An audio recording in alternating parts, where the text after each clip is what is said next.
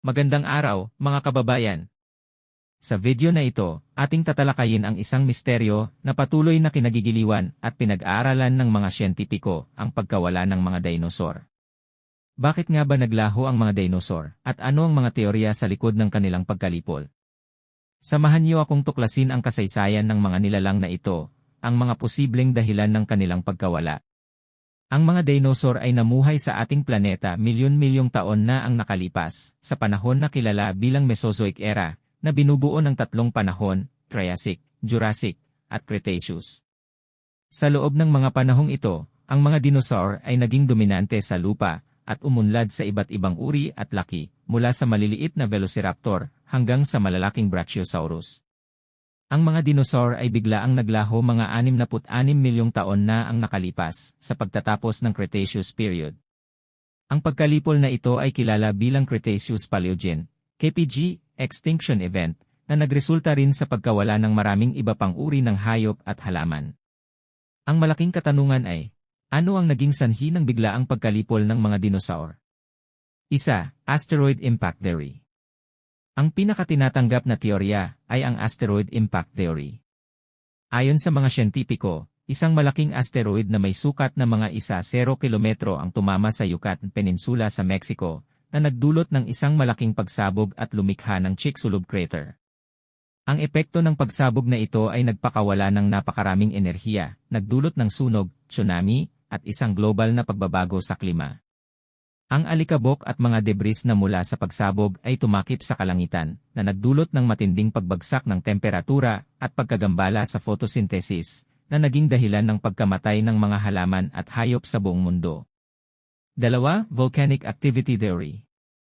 Ang isa pang teorya ay ang Deccan Traps Volcanic Activity Theory. Sa panahong iyon, nagkaroon ng malawakang pagputok ng bulkan sa rehiyon ng Deccan Traps sa India. Ang mga pagputok na ito ay naglabas ng malaking dami ng lava, asupre, at carbon dioxide sa atmosfera, na nagdulot ng global warming at acid rain. Ang mga pagbabagong ito sa kapaligiran ay nagkaroon ng malaking epekto sa mga ekosistema, at maaaring nag-ambag sa pagkalipol ng mga dinosaur. 3. Climate Change Theory. Ang pagbabago sa klima ay isa ring posibleng dahilan ng pagkalipol ng mga dinosaur. Bago pa man tumama ang asteroid o nagsimula ang malawakang pagputok ng bulkan, may mga ebidensya na nagpapakita ng unti-unting pagbabago sa klima ng mundo. Ang paglamig ng temperatura, pagbabago sa antas ng dagat, at pag-iba ng mga habitat ay maaaring nagdulot ng stress sa mga populasyon ng dinosaur at humantong sa kanilang unti-unting pagkaubos. Ang pagkalipol ng mga dinosaur ay nagbukas ng bagong kabanata sa kasaysayan ng buhay sa mundo. Sa pagkawala ng mga malalaking dinosaur, nagkaroon ng pagkakataon ang mga mammal na mag-evolve at maging dominante. Ang ebolusyon ng mga mammal ay nagbigay daan sa paglitaw ng mga bagong uri ng hayop, kabilang na ang mga ninuno ng mga tao. Patuloy ang mga siyentipiko sa pag-aaral ng mga fossils at mga geological evidence upang mas maunawaan ang mga pangyayari na nagdulot ng pagkalipol ng mga dinosaur. Ang mga bagong teknolohiya at pamamaraan sa pag-aaral ng mga bato at fossils ay nagbibigay ng mas malinaw na larawan ng mga kaganapan noong panahong iyon. At dito nagtatapos ang ating pagtalakay sa mga posibleng dahilan ng pagkawala ng mga dinosaur. Naway mas naunawaan niyo ang mga teorya at ebidensya sa likod ng kanilang pagkalipol.